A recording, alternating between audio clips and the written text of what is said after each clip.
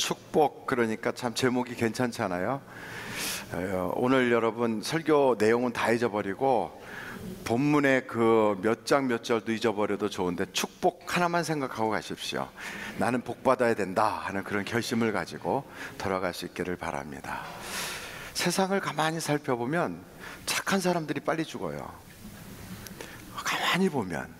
그래서 정말 착하고 그리고 참 남들한테 베풀기도 잘하고 그랬던 사람이 그냥 좀 생활이 풀릴만 하면 그때 죽어요. 왜 죽었나 보니까 속병 앓다가 죽었어요. 너무 착하게 살다가 속병이 난 거예요. 그래서 성경에도 보면 사도행전에 애니아라고 하는 사람이 늘 구제도 잘하고 또 옷 같은 거 만들어서 남 주기도 잘하고 이러는데 죽어버렸어요. 다른 사람들이, 과부들이 와갖고 다 울어요. 이 사람 평상시에 너무너무 착하게 살았는데 죽었다고. 그 여러분 너무 착하게 살면 안 돼요. 조금 할 말은 하고 살아야 돼요. 너무 착하게 살면 그럼 죽어버려요. 그러니까 남편한테도 할 말 좀 하고요, 시댁한테도 할 말 좀 하고 살아야지 너무 착하게 살지 마세요. 오늘 성경을 보면 성경이 딱 둘로 나눠져요. 하나는 이렇게 믿어라, 또 하나는 이렇게 살아라, 그렇게 나눠져요. 로마서도 11장까지는 이렇게 믿어라, 그 12장부터는 이렇게 살아라. 데살로니가 후서도 똑같아요. 그래서 1장 2절은 이렇게 믿어라, 3장은 이렇게 살아라, 이렇게 돼 있어요. 그러니까 성경은 이렇게 믿었으면 이렇게 살아라. 그 사는 부분에 있어서 착한 사람들이, 제가 그랬잖아요, 빨리 죽는다고. 그 왜 그러는가 하면 착하다는 것은 겉보기에는 착한데 속으로는 하고 싶은 말을 못하는 거예요. 왜냐하면 용기가 없어서, 다른 사람이 싫어할까봐, 거절당할까봐, 혹은 이런 분란을 일으키는 게 싫은 거예요. 그래서 될 수 있으면 피해가요. 그리고 자기가 속으로 다 그걸 감수해요. 그걸 다 혼자서 그것을 감당하다 보니까 나중에 속병이 나는 거예요. 그래서 절대로 그렇게 살면 안 되는 거예요. 하나님도 우리 보고 그렇게 살라고 가르치지 않았어요. 그냥 혼자서 삭히고 혼자서 뒤집어 쓰고 혼자서 그거 가지고 막 마음고생해가면서 그렇게 사는 건 하나님 뜻이 아니에요. 댐도 물을 그냥 계속 가둬만 두면 나중에 댐에 그 둑이 펑 터져서 대형 사고 나요.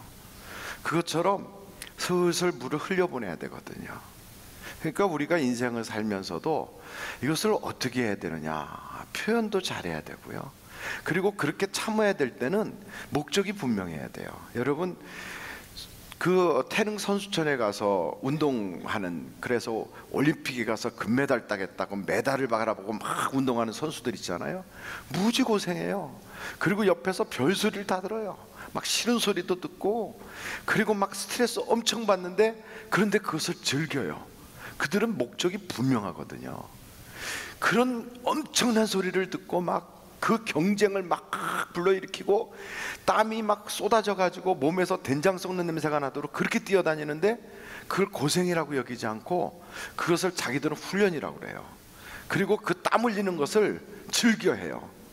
그리고 마침내 그들은 메달을 따고 그 모든, 그동안의 모든 고생을 그냥 기쁨으로 싹 받아들여요. 그것 보면 우리에게도 목적이 분명하면 세상에 고생하고 힘들고 어렵고 속 썩고 이런 것들도 고생으로 여기지 않고 그걸 행복으로 바꾸고 기쁨으로 바꿀 수 있어요. 한 번은 그 저희 집에 어떤 일이 있어가지고 누구한테 일을 시키는데, 이분이 보니까 얍사람하게, 제가 보니까 앞뒤가 다르고 조금 이렇게 우리를 이렇게 좀 어리숙하다고 이용을 하려는 것 같아요. 이렇게 어리숙. 그래서 제가 속이 뒤집어질 것 같아. 막 사람이 그런 걸 보면 좋아요, 아니면 속이 뒤집어져요. 그래서 뒤집어질 것 같아서 막 말을 하려고 그랬더니 제 아내가 막 눈치를 막 줘요. 여자의 눈치는 무서운 거예요. 그거 잘못 그냥 못 모르고 무심코 그냥 이렇게 내지르면 꼬집히고 뭐 나중에 뒷소리가 복잡하고, 그래서 눈치를 딱 줄 때는 일단 참는 게 좋아요. 왜 눈치를 줬는지 이유도 모르고 참았어요. 그런데 참고 났는데 좀 있다가 이렇게 갖고 무슨 선물을 하나 사가지고 그 우리한테 이용하려고 막 이런 사람한테 선물을 갖다 주더라고요. 제가 그냥 속이 뒤집어지려고 하는데 완전히 뒤집어져 버렸어요. 아니 어떻게 그러느냐고. 이제 간 다음에 이제 막 뭐라고 그랬죠. 저희 부부는 싸우기도 되게 잘 싸워요. 둘 다 O형이에요. 그런데다가 그냥 둘 다 내질르는 걸 잘해요. 아주 막 주먹질만 안 했을 뿐이지 막 그냥 왜 그렇게 막 그러면서 막 싸웠거든요. 그랬더니 저한테 딱 하는 소리가, 그 사람은 자기 일 하느라고 우리한테 자기의 그 이익을 위해서 그러고 있는데 나는 내 이익이 있어서 나는 내 대로 한 거다. 그 사람은 자기 일을 한 거고 나는 내 일을 했다 그래요. 당신 일이 뭔데? 그랬더니 나는 직업이 사람 낚는 어부니까 사람 낚으려고 떡밥 던졌지. 그 얘기를 해요. 아니 그래 그게 뭐야 그랬더니 그 사람 나중에 예수 믿게 해야 되고 그 사람 전도 대상자고 그 사람 장차 예수 믿는 사람 욕하지는 않아요. 언젠간 복음이 들어가는데 당신 나 다 목사한 거 뻔히 아는데 당신이 똑같이 그렇게 해버리면 그거 어떻게 하겠느냐. 사람 낚는 어부면 떡밥을 잘 던져야 되는 거 아니냐고. 그러면서 떡밥을 막 던져놓으면 언젠가는 딱 낚싯밥에 먹히면 그러면 아주 그냥 큰 고기 잡는 거 아니냐고 막 그래요. 그래서 가만히 들어보니까 그 말이 맞는 것 같더라고요. 아, 떡밥 던진 거구나. 그러니까 떡밥을 던지니까 손해를 보고 떡밥을 던지니까 무슨 일을 해도요 그게 억울하거나 속상하거나 기분 나쁘거나 그러지 않은 거예요. 막 그렇게 상대방이 그래도 당신은 우리한테 당신의 일을 하고 나는 당신한테 우리 일을 하고 그러니까 서로 주고받고 하는 것 같아가지고 손해로 손해가 아닌 거예요. 나는 떡밥을 던진다. 그런데 이게요 가까운 친구 또 혹은 가까운 친척들 사이에서는 그게 또 잘 안 먹힐 때가 있어요. 뭘 하면은 당연한 줄 알고 주면 더 크게 요구하고 우리 집이 그렇다는 게 아니고 남들 집이 그렇다고 그래요. 뭐 이렇게 하면 그게 당연한 줄 알아요. 또 막 요구하고 막 이러면 속이 뒤집어진다고. 또 막 아니 내가 이렇게 애를 쓰는데 왜 시댁 식구들은 고마운 걸 몰라. 내가 이렇게까지 하는데 왜 점점 더 막 요구하는 게 더 많아지고 감사는 하나도 없고 꼭 불평만 자꾸 따라고 왜 그래? 이런 생각이 들 때가 있어요. 그때 그냥 계속 당하고 있지 마세요. 한마디 해줘요. 아이 목사님 그 한마디 해가지고 나중에 손해가 더 커요.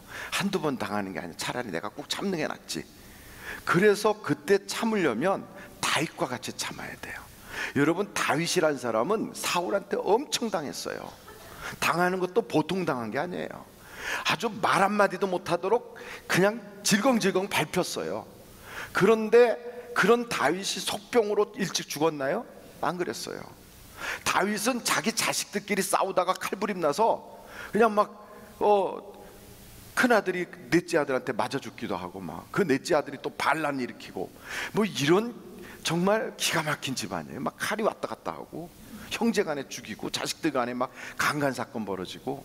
그러니까 다윗이란 사람은 아주 그냥 속이 썩으면 고목같이 다 썩었을 거예요.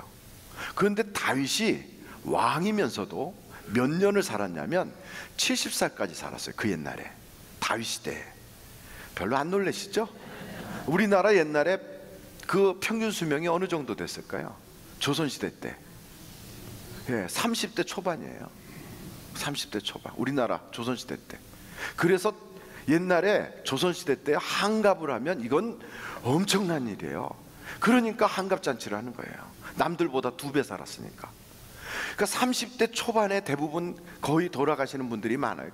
그리고 또 살면 좀 오래 살긴 했는데 일찍 어렸을 때 홍역이나 이런 거 또 그 뭐죠? 천연두 같은 걸로 죽는 사람들이 워낙에 많아가지고 그래서 평균 수명이 뚝 떨어져서 그렇긴 하지만 그러니까 한 10명 애들 낳으면 끝까지 살아남은 애들은 한 5명 반타작할 때가 많잖아요. 그러니까 막 많이 낳고 많이 죽고 살아남은 것만 살아남고 그러니까 돌 지날 때까지 이름도 짓지 않고 그게 옛날 우리나라의 그 모습이잖아요. 애들이 워낙에 많이 죽으니까.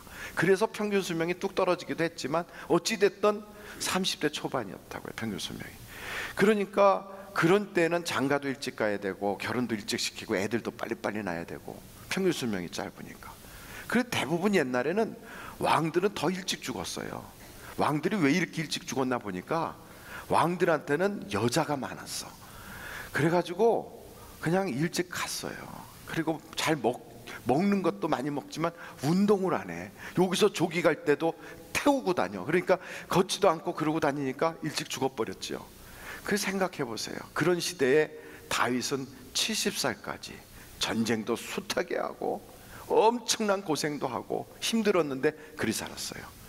그 다윗이 받았던 수많은 스트레스, 다윗이 속에서 알았던 소가리를 어떻게 해결했는가? 성경을 보면요, 다윗은 울기도 잘 울어요.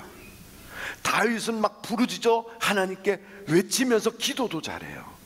그러니까 다윗은 속에다 담아두질 않고요, 그것을 막 하나님께 완전히 토해놔요. 완전히 쏟아놔버려요.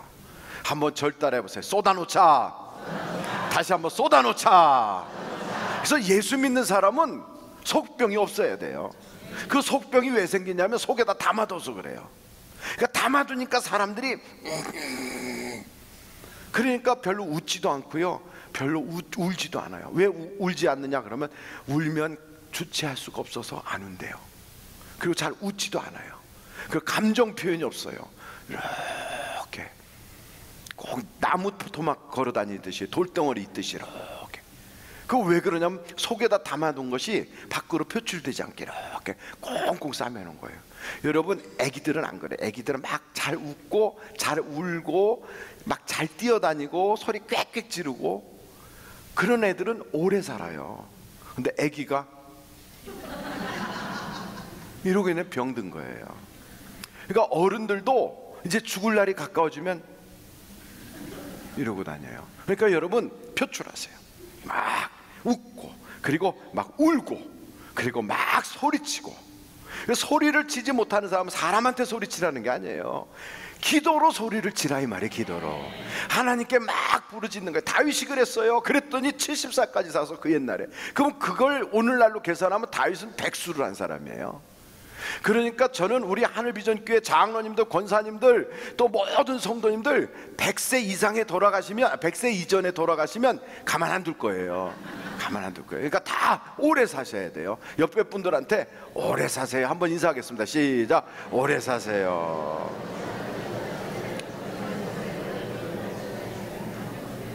그러니까 다른 거 없어요. 표현해야 돼요. 표출해야 되고. 그래서 성경은 우리에게 남한테 너 속상한 거 말하지 않고 가만히 움켜쥐고 있는 거, 혹시 그들이 그거 알면은 너를 거절할까봐 두려워서 그러지, 너 그거 싫은 내색하고 시댁 식구들한테 싫다고 이야기하면 너한테 돌아오는 게 억울한 일 더 큰 거 당할까봐 두려워서 그러지. 그러고 두려운 거 싸매고 있으니까 혼자 착한 척 하면서도 속병하라 일찍 죽어버리면 뭐 하겠어요. 그러면 이제 남편은 새장가 간다고 그러고. 그 무슨 일이에요 그게. 그러니까 그렇게 할 필요 없어요. 할 말은 하고 살자 그러는 거예요. 그리고 사람한테 할 말이 있어도 못하겠거든, 다윗처럼 사울 같은 워낙에 센 사람 만나서 할 말을 못하겠거든, 하나님한테 하는 거예요. 그래서 다 쏟아놔야 돼요. 두려워하지 마라, 담대하라. 그러니까 사람한테 두려워하지 말고 사람한테 담대하고, 거절당하는 걸, 욕먹는 거를, 그거를 무서워하지 마세요. 사람이 욕을 한들 뭐 내 인생이 좀 달라지겠어요. 욕먹으면 오래 산다는데. 그런 거예요. 담대해야 돼요. 그게 잘 안 되면 하나님한테 쏟아놓는 거죠. 웃기도 잘 웃고. 한번 다 같이 웃어보겠어요. 시작. 하하하하하.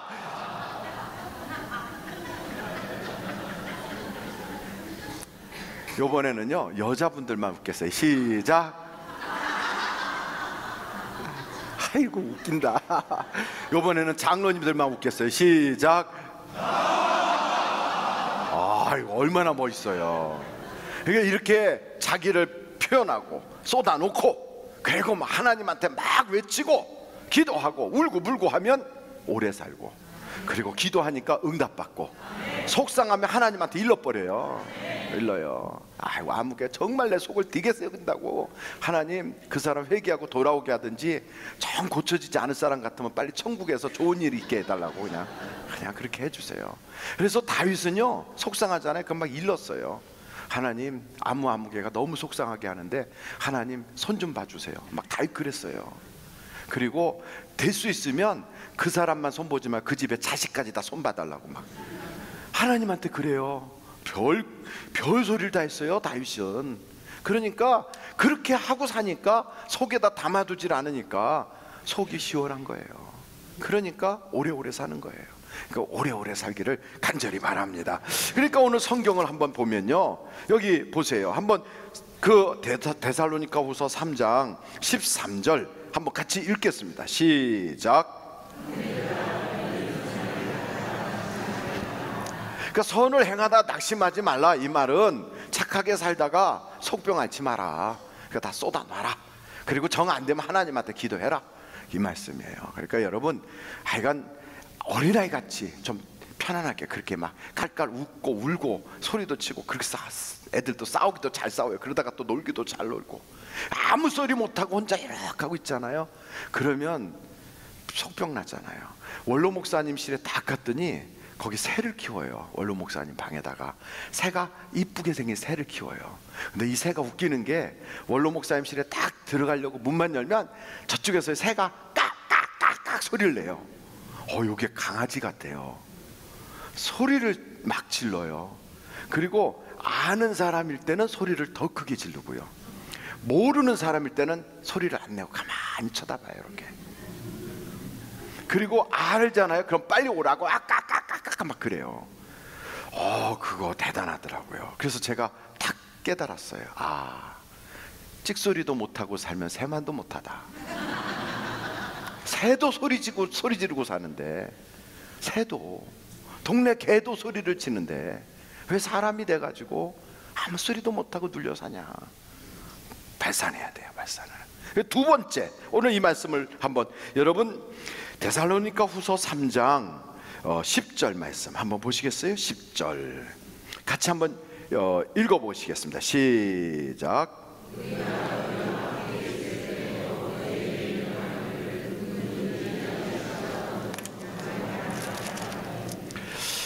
너무 심한 말씀이죠. 일하기 싫거든 먹지도 말라. 그 말씀은 다른 말로 말하면, 너가 땀 흘린 것 아니면 내 것이 아니다, 그런 말씀도 돼요. 그러니까 이 말씀의 내용을 가만히 살펴보면, 내 것이 아닌 걸 주머니에다 쓱 집어넣는 것은, 그것은 정당한 게 아니다, 그런 이야기예요. 전에 우리 교회에서 러시아 분들이 쭉 많이 오셔가지고 여기서 한번 모임이 있었던 적이 있었어요. 그 당시만 해도 러시아가 굉장히 어려울 때예요. 지금은 많이 그렇지 않을 텐데, 그 당시에 고르바초프라고 하는 인물이 러시아의 서기장으로 있을 때인데, 그때 그때쯤 됐어요. 그때 우리 교회에 오셨던 분으로 제가 기억이 나요. 여러분들이 오셨어요. 러시아 군인들로 이루어진 합창단이었던 걸로 알고 있는데, 그분들이 오셔서 여기서 모임이 있었는데, 그래서 성도님들이 대접하느라고 뒤에다 커피, 설탕, 뭐 차 같은 거를 쭉 이렇게 싸놔요. 그 막 과자 같은 거 하고 사탕을. 그리고 이제 뭐 여기서 이렇게 훈련하다가 한 40분이나 50분 강의가 끝나면 10분 휴식을 하는데, 10분 휴식하는 동안에 쫙 나와서 그냥 순식간에 그게 다 없어져요. 그걸 드시고 가는 게 아니라 주머니에다 다 넣어요. 그래서 한 번이면 뭐 그런가 보다 그런데, 그 다음에 가서 다 채워놓으면 그 다음 시간에 와서 또 다 주머니에다 넣어요. 이분들이 그런 거 설탕 하나도 그게 귀하니까 다 주머니에다 넣고 가는구나. 그랬어요. 다 주머니에다 막 이렇게 넣고 가요. 그래서 좀 마음이 참 이렇게 짠하더라고요. 더 많이 드리고 싶은 그런 마음이 있는 거지요. 얼마나 그게 생필품이 귀하면 저렇게까지 하실까. 근데 선진국으로 가고 잘 사는 사람들 이렇게 보면 좀 그렇지가 않은 거지요. 저는 이번에 그 일본에 대지진이 일어나가지고 막 크게 요동치고 10만 명 가까운 분들이 길에 나앉아가지고 피난 생활한다는데, 거기에 이렇게 글이 있더라고요. 일본 분들이 글쎄 그런 와중에도 질서를 지키더래요. 근데 죽을 뭐 8명인가 9명 한 가족한테 죽을 2그룹밖에 없어 줬는데도 아무도 불평하는 사람이 없더라, 그런 이야기가 있어요. 근데 어떤 분은 또 그런 얘기 하시더라고요. 그 슈퍼에 가갖고 이제 갔는데 물건들이 거의 없잖아요. 근데 우유를 이렇게 사려고 하는데, 앞에 사람이 우유를 샀는데 뒤에 사람이 아기를 안고 있는데 우유를 사려고 하니까 우유가 없는 거지요. 앞에 사람이 사가니까. 그러니까 앞에 사람 뒷사람을 딱 보더니 자기는 괜찮다고, 아기 있으니까 우유 당신이 사라고, 그리고 다음 사람한테 넘겨주더랬잖아요. 미운 사람들이잖아요. 저런 짓 하면서도 독도는 우리 땅 그러고. 그런데 그들이 예수를 그렇게 잘 믿는 건 아닌데 삶에서 내 것이 아닌 것, 그리고 남에 대한 배려, 이런 거에 있어서 참 그게 좀 남다른 것 같아요. 그러니까 우리 한국 분들은 1,000명가량의 여행객들이 거기 계시대는데 호텔방에 못 있고 이제 담요 뒤집어 쓰고 밖에서 이렇게 있잖아요. 근데 그렇게 있으면서 춥다고 막 그러면서 빨리 왜 비행기는 안 오느냐, 빨리 왜 한국에 가야 되는데 그러느냐, 라면은 왜 컵라면 같은 건 안 나눠주느냐, 이렇게 이야기를 했다고 그러더라고요. 그래서 가만히 생각하니까 그분들이 다른 사람이 아니라 바로 저더라고요. 저 같아도 거기 앉아서 컵라면 안 줘요 이렇게 얘기했을 것 같아요. 아, 이런 게 예수 믿는 사람으로서 좀 부족한 게 있구나.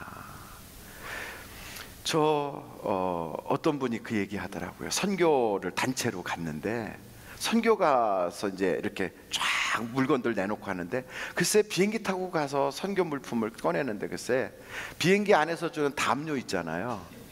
그 담요들을 다 하나씩 가지고 왔더래요. 선교하러 가는 양반들이 담요를. 그러니까 공적인 것하고 개인적인 것하고를 구별을 잘 못하는 거예요. 그래서 내 것이 아니면 가져가면 안 되는데 회사 것이 집에 와 있고 그러면 안 되잖아요. 그렇죠?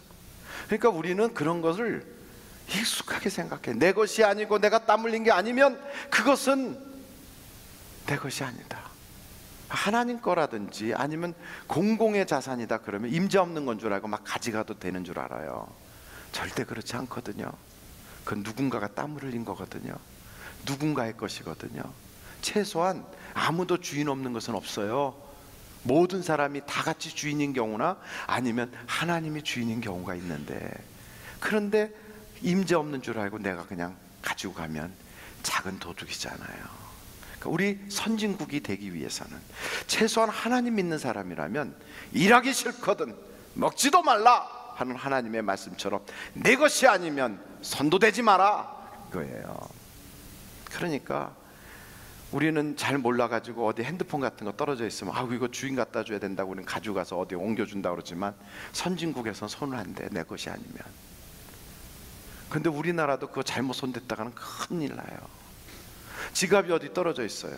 그래서 선진국은 지갑이 내게 아니면 그냥 놔둬요. 근데 우리는 그 지갑이 떨어져 있으면 이거 주인 찾아줘야 되는 거 아닌가 하고 들고 가다가는 나중에 주인이 잃어버렸다, 뭐 돈 없어졌다 이런 소리 하면 괜히 만졌던 사람이 그냥 뒤집어 쓰는 수도 생겨요. 그래서 여러분, 예수 믿는 사람은 내 것이 아니면 손을 대지 말아야 돼요. 아멘. 그게 교회에서도 그래요. 우리는 참 복받은 사람들인데 지난 50주년 행사 때 막 우산이 많이 부족했다고 그러더라고요. 우산이. 저는 부족할 수밖에 없었던 걸 이해를 해요. 왜냐하면 오신 분들이 워낙에 많이 오셨으니까. 그런데 내가 받아서 옆에다 놨는 순간에 이렇게 돌아보니까 책은 그 속에 간증 지분이 있는데 우산만 빼갔대요. 어떻게 교회 안에 와서 그럴 수 있을까? 그 우리 교인이라고 저는 안 봐지고요, 다른 데서 그냥 이렇게 들어왔다 가신 분이라고 여겨져요. 안 그래야 되거든요. 남은 것은 그냥 두고 내 것이 아닌 건 손대지 않고, 조그만 것이라도 그냥 공공 물건 막 싸가지고 다니고 이런 것은 믿는 자의 자세는 아니다. 그래서 오늘 이 말씀, 내가 땀 흘린 것이 아니면 내 것이 아니다, 그것을 우리가 알아야 돼요. 그래서 회사에서도 그렇고 사업장에서도 그렇고 우리의 원칙을 정해야 돼요.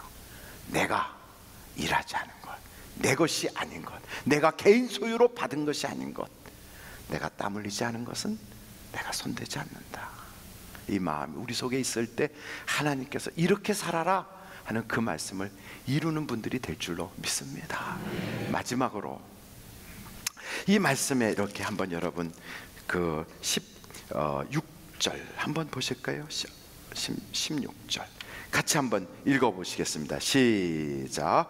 평강의 주께서 친히 때마다 일마다 너희에게 평강을 주시고 주께서 너희 모든 사람과 함께 하시기를 원하노라. 이 말씀은 다른 말로 말하면 다른 사람에게 축복하는 거죠. 그리고 다른 사람들이 복되고 은혜 받기를 원해서 감사할 줄 아는 거죠. 그러니까 예수 믿는 사람은 남에게 은혜 받았을 때 고맙습니다, 감사합니다, 복 많이 받으세요, 이런 이야기를 쉽게 할 수도 있어야 되지만 말뿐이 아니라 내 마음속에서 그런 감사의 생각이 있어야 돼요. 이 모든 것이 거저 이루어진 게 아니구나. 우리는 이 세상에 혼자 사는 사람들이 아니에요. 우리는 다른 사람들의 수고와 노력 안에서 이렇게 지금 내가 누리며 살고 있는 거예요. 그러니까 우리가 차를 타고 막 가잖아요. 그 찾기를 누군가는 만드는 거예요. 그 찾기를 누군가는 청소한 거예요. 그 찾기를 누군가는 관리하고 있는 거예요. 거기를 우리는 차를 타고 가고 있어요. 그렇다면 내가 거기다가 막 쓰레기 버리고 내가 거기다가 함부로 할 수는 없는 거예요. 고마운 마음이 우리 속에 있다면, 그래서 그런 마음을 가지고 다른 사람의 수고에 대해서 감사할 줄도 알고 다른 사람의 그 은혜를 내 마음속에 고마움으로 받을 줄 알아야 돼요. 공산주의자들은 줘도요 고맙다고 안 그런대요. 공산주의자들은 그냥 주면 냉큼 먹어버리고 그리고 안 주면 불평하고, 이게 공산주의예요. 그래갖고 공산주의는 성장이 없잖아요. 마귀의 심보죠요. 그래서 북한에다가 아무리 갖다 퍼줘도 고맙다는 말 한마디도 안 하고요. 당연히 받아먹은 것이 당연한 줄 알고 그래요. 남이 땀 흘린 거를 몰라요. 다른 사람의 수고를 몰라요. 그것이 공산주의예요. 그게 바로 마귀의 사상이에요. 하나님 믿는 사람은 늘 고맙습니다, 감사합니다, 복 받으세요, 이 선한 하나님의 언어가 있어야 돼요. 한번 절 따라해 보실까요? 하나님의 언어를 사용하자. 그래요. 하나님의 언어는 다른 거 아니에요. 고맙습니다, 감사합니다, 복 받으세요, 사랑합니다, 수고하셨습니다. 그런 칭찬을 하게 되면 칭찬을 듣는 사람보다 칭찬을 하고 고마움을 표현하는 사람이 먼저 변해요. 그리고 그 말과 그 생각을 가지고 있는 사람에게 그 일이 메아리처럼 먼저 와요. 부메랑은 돌아서 한 번 오는 것으로 끝나지만 메아리는 계속 오게 돼 있어요. 사랑해 그러면 저쪽의 산에서 사랑해 사랑해 사랑해 사랑해 사랑해, 내게 그 말이 파도처럼 밀려와요. 고맙습니다 그러면 고맙습니다 고맙습니다 고맙습니다 돌아와요. 메아리의 법칙, 선한 말, 감사의 언어, 축복의 언어, 복받는 언어를 사용하면 말한 사람에게 먼저 그 일이 이루어지고 한 번은 이루어지는 것이 아니라 지속적으로 이루어지고, 그리고 그 사람의 삶이 먼저 변하게 되어 있어요. 그래서 우리는 축복하며 살아야 돼요. 오늘 이 말씀 마무리 짓겠습니다. 성경은 늘 둘로 쫙 갈라져요. 이렇게 믿어라, 이렇게 살아라. 그러면 우리는 이렇게 믿는 거는 잘해요. 이렇게 믿는 건 많이 해봤어요. 근데 이렇게 살라 하는 거는 잘 안 해봤어요. 근데 이렇게 살라 할 때 여러분, 우리는 목적이 분명하게 살아야 돼요. 그래서 선한 일을 하더라도 혼자 꽁 하고 참으면 억울하지만 목적이 분명히 있으면 억울한 게 아니라 그것이 내게는 소망이 되고 기쁨이 돼요. 그래서 내가 무슨 일을 당해도 목적이 분명해. 떡밥 던지는 거야 하는 것처럼. 두 번째는 내가 인생을 살면서 땀 흘리지 않은 건 내 것이 아니다. 내가 수고한 것만큼만 내가 먹겠다. 이 마음을 가지면, 그러면 하나님이 복을 주시는 거예요. 내 것이 아닌 건 손도 안 대는 거예요. 그래서 어디 가서든지 마찬가지예요. 마지막 세 번째는 선한 말을 쓰고 하나님의 방언, 축복의 언어, 하늘나라 언어를 하고 사는 우리 모든 성도님들이 다 되시기를 주님의 이름으로 축원합니다. 기도하시겠습니다. 참 고마우신 아버지 하나님, 우리 사랑하는 귀한 권속들이 이 응답받는 예배에 이와 같이 하나님 앞에 정말 살겠다고 각오를 갖습니다. 착한 척하면서 속으로 미움과 증오를 부둥켜 안고 상처의 아픔을 쓰다듬으면서 참고 참다가 결국 병나서 죽어버리는 그런 인생이 아니라 목적을 분명히 하고, 그리고 그 목적을 위해서 때로는 전도하기 위해서 참고, 예수님 영광을 위해서 내가 때로는 견디기도 하고, 또 속상하면 하나님께 부르짖어 기도하고 밝게 우리의 인생을 쏟아놓으면서 살아가게 하여 주시옵소서. 또한 아버지 하나님, 땀 흘리지 않은 것은 내 것이 아니라고 생각하고 정직하게 살아가게 하여 주시고, 또한 우리가 인생을 살면서 정말 남에게 축복하고 사랑하고 좋은 이야기 해주면서 살아가는 그런 사람들이 다 되게 하여 주시옵소서. 예수님의 이름으로 기도하옵나이다. 아멘.